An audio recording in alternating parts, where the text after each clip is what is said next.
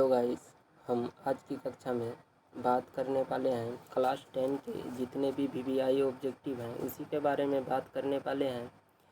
आज जेप परक्रम का जो है चैप्टर जो है आपका क्लास 10 का वो पार्ट 2 होगा।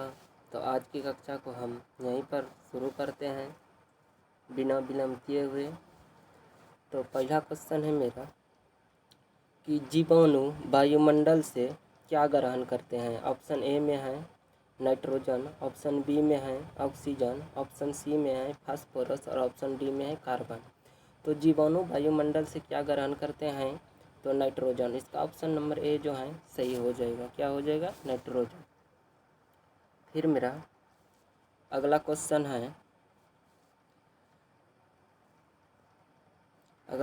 है कि जीवाणु वायुमंडल से क्या ग्रहण करते हैं। जीवाणु सॉरी फ्रेंड्स,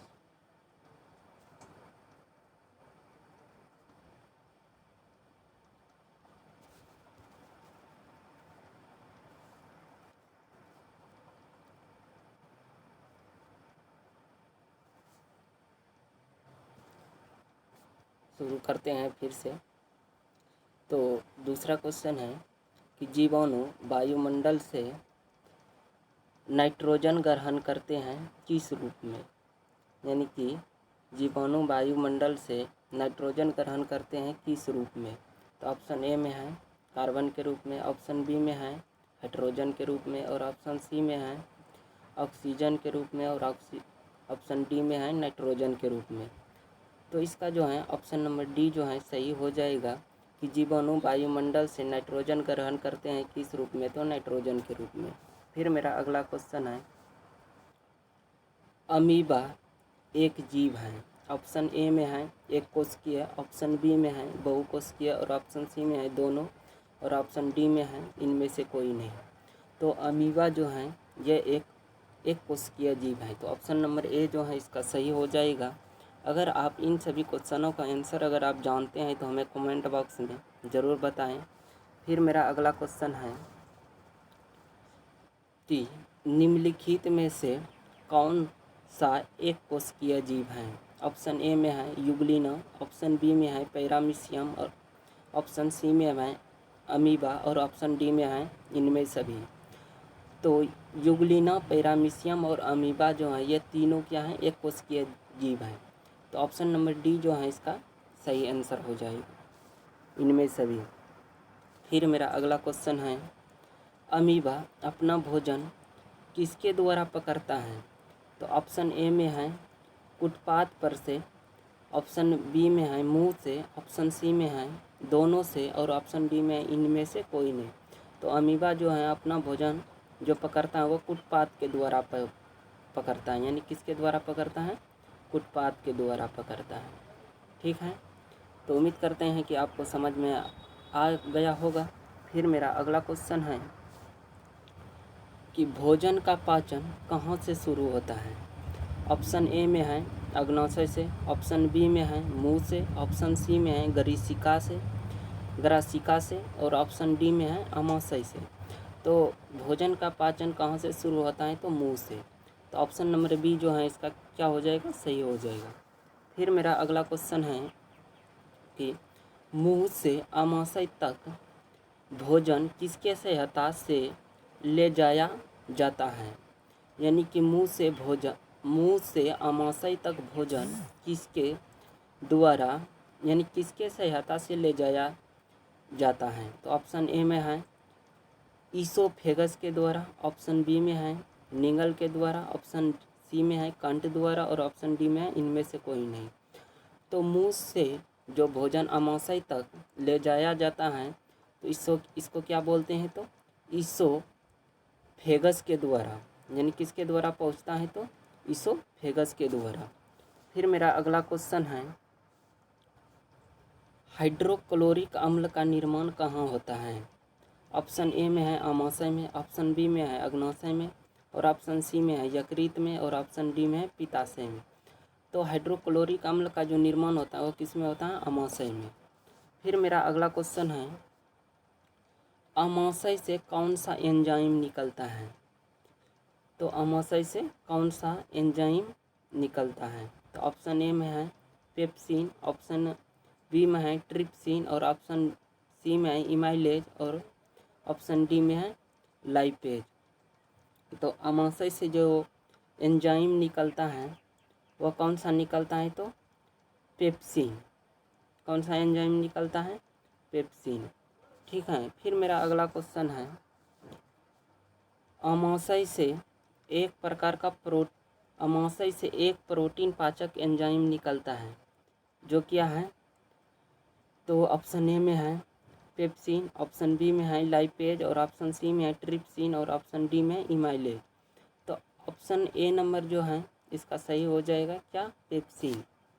फिर मेरा अगला क्वेश्चन है, आहार नाल का सबसे लंबा भाग कौन सा होता है?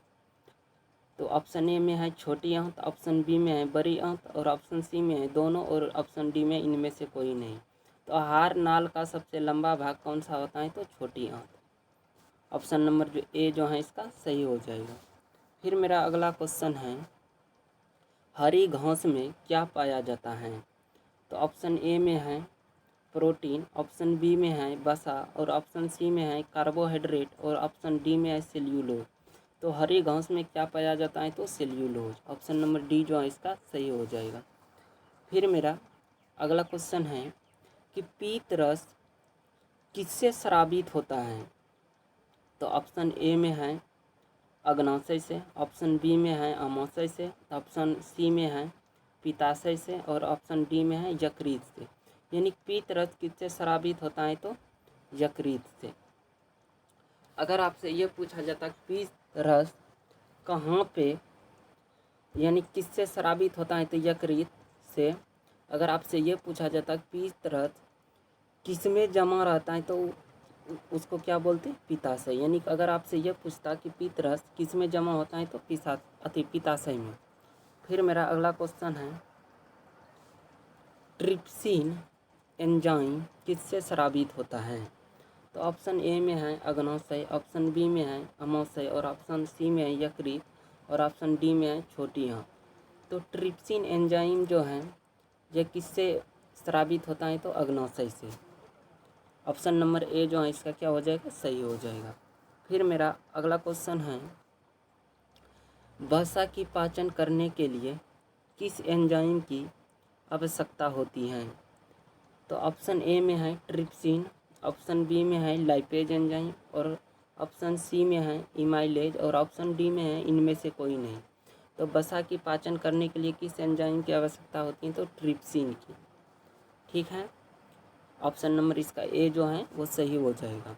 फिर मेरा अगला क्वेश्चन है, ट्रिप्सिन एंजाइम अग्नाशय से स्रावित होता है जिसका मुख्य रूप से क्या कार्य है? यानी कि मुख्य रूप से क्या कार्य है? तो ट्रिप्सिन एंजाइम का मुख्य रूप से क्या कार्य है? ऑप्शन ए में है प्रोटीन का पाचन करना, ऑप्शन बी में है कार्बोहाइड्रेट का पाचन करना और ऑप्शन सी में है वसा का पाचन करना और ऑप्शन डी में है इनमें से कोई नहीं। तो ट्रिप्सिन एंजाइम जो होता है वो किसको किसको मुख्य रूप से पाचित करता है? तो वसा को यह पाचन करता है। फिर मेरा अगला क्वेश्चन है कि छोटी आंत के आंतरिक दीवार पर उंगली जैसी संरचना पाई जाती है जिसे जिसे क्या कहा जाता है? यानी जिसे क्या कहा जाता है? तो ऑप्शन ए में है दीर्घद्रोम, ऑप्शन बी में है दीर्घ गुहा, ऑप्शन सी में है यह भोजन को अवशोषित करता है, ऑप्शन डी में है इनमें से कोई नहीं। तो जो छोटी आंत के आंतरिक दीवार पर उंगली जैसी संरचना पाए जाते हैं उसको क्या बोला जाता है? दीर्घद्रोम। ऑप्शन नंबर ए जो है इसका क्या हो जाएगा? सही हो जाएगा। फिर मेरा अगला क्वेश्चन है कि दीर्घद्रोम का मुख्य रूप से क्या कार्य है? तो ऑप्शन ए में है प्रोटीन का अवशोषण करना, ऑप्शन बी में है जल का अवशोषण करना, ऑप्शन सी में है कार्बोहाइड्रेट का अवशोषण करना, ऑप्शन डी में है विटामिन का अवशोषण करना। तो इसका मुख्य रूप से क्या कार्य है?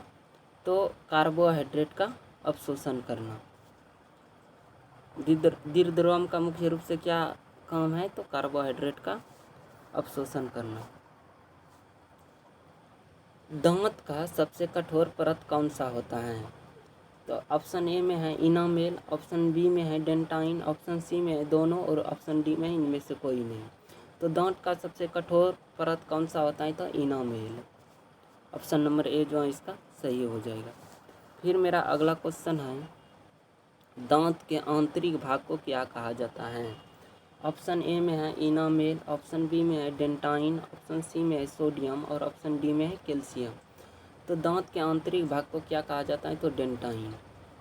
ऑप्शन नंबर बी जो है इसका सही हो जाएगा। तो आज की कक्षा को हम यहीं पर समाप्त करते हैं। फिर आगे की कक्षा में हम 20 ऑब्जेक्टिव फिर से लेकर आएंगे।